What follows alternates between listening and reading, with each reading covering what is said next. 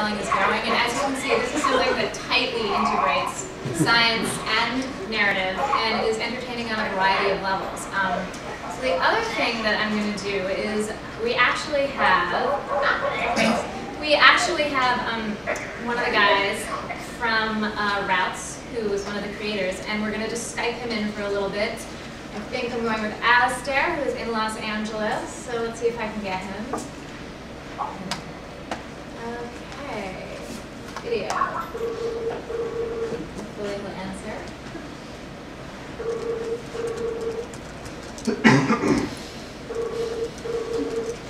Now you see that, he says hi, we're ready, so.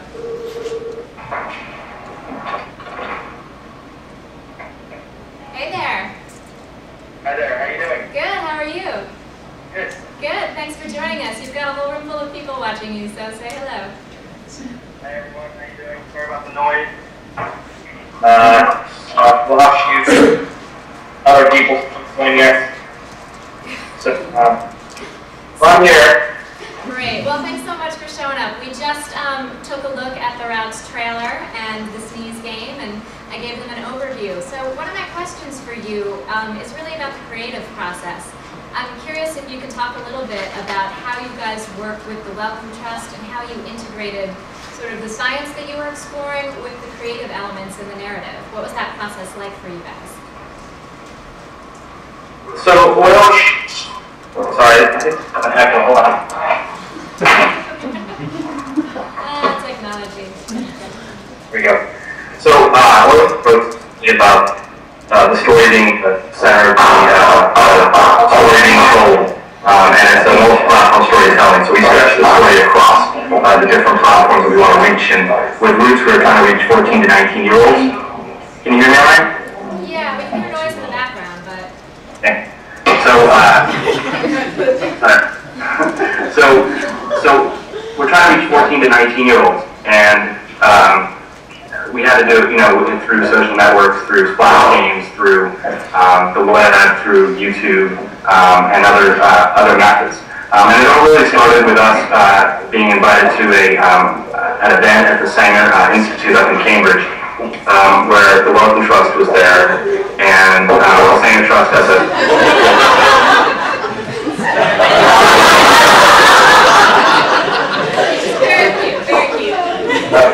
It's stressed up time right now. So yeah, so they invited us to this event, and we kind of, it's Center of Genetics, and we wanted to come up with a story. We wanted to come up with a story that taught about genetics and what it all meant, and to reach this younger audience as our distributor Channel 4 wanted us to do. So that's really what brought it on, and so we came up with a story about that was entertaining. That also was all about genetics and bioethics, and really ran it by the Wellcome Trust. The Wellcome Trust were kind of our group, and there's a team of people who validated our science, validated that the science that we had written about, that we were telling in the story, was actually accurate, and that's kind of a crucial thing. But primarily, Wellcome Trust, who sponsored it, were keen to reach out to 14 to 19-year-old children so that they would be more interested in science, and do it in an entertaining way. And did you ever feel like the story that you were coming up with was compromised by the science at all? Did you ever feel like hampered in, or were you allowed to sort of fully run with your creative instincts? Yeah, I mean, we were able to run with the story. We didn't have any restrictions in that. It's just, I guess, the limits for us were how much science could be put in there, and we really wanted to do service to our sponsor, the Wellcome Trust, as much as we possibly can, but we had to have that balance between, is it entertaining, is it accurate, is it fulfilling the goals that the Wellcome Trust wanted to get out of the sponsorship of it. Got it. And if you were going to give some advice to other creative types, other writers who were trying to work on science-based stories or sci-fi-based stories, but really work in partnership with scientists to incorporate some of that, what piece of advice would you give about how to work together? I think you really have to be able to tell a good story. I think that's the most important thing. Because science is great, but it's about the story and making story interesting to people.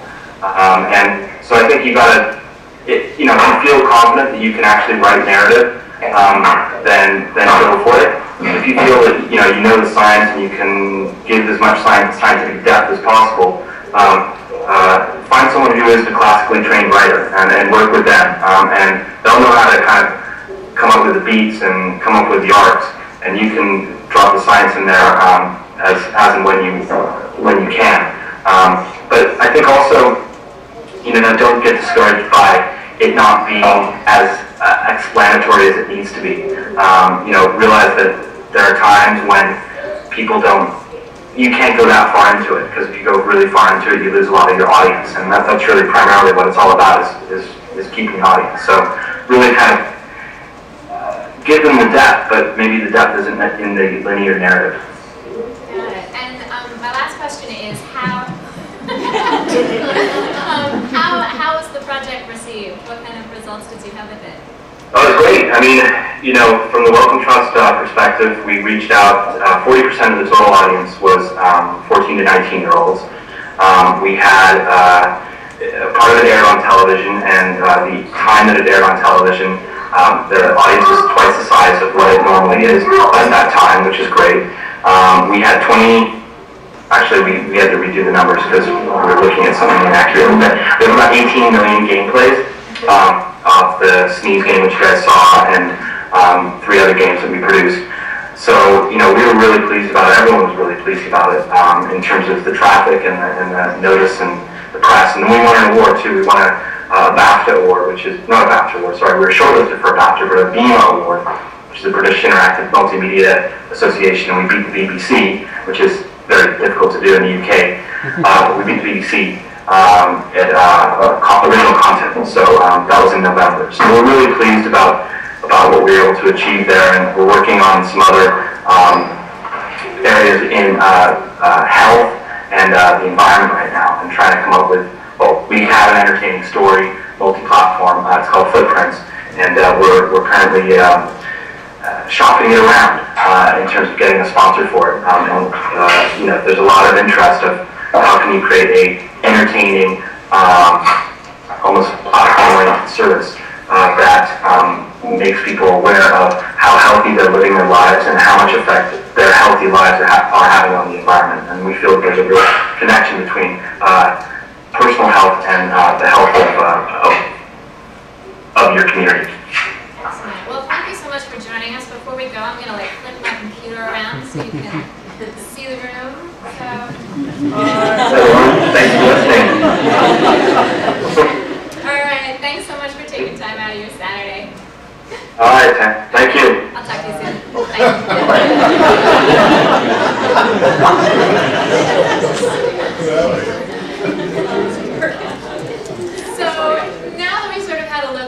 Different projects that are using some state-of-the-art technology. We wanted to open up the discussion. As Jennifer was saying, there were a couple of different questions we're curious about. Ultimately, we want to hear what you guys have to think about. What should the relationship between bloggers and science writers in Hollywood be? Traditionally, bloggers have tended to, when a movie comes out that has some science that might not exactly be accurate, jump all over it. Is there a more positive relationship that science writers can have with Hollywood?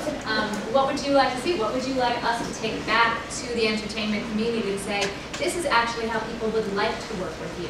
Should there be, if for every sci-fi movie, should there be a science blogger who can create some kind of site like what I showed you with Angels and Demons to write about the real science that's going on behind the fiction? And then the other thing, we thought was interesting was, again, as there's all this really cool eye candy happening online with Twitter and Facebook and all of that, and pretty pictures and cool things to look at, how do you keep blogging relevant? So just a couple of questions.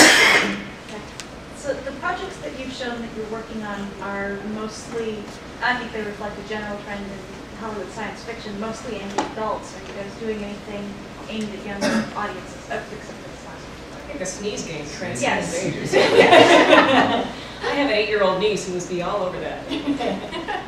But like Hollywood type projects, yeah, I think these were just some examples. I haven't worked on all of these projects, but I've worked with the agency that worked on a couple of them, but these are from several different agencies.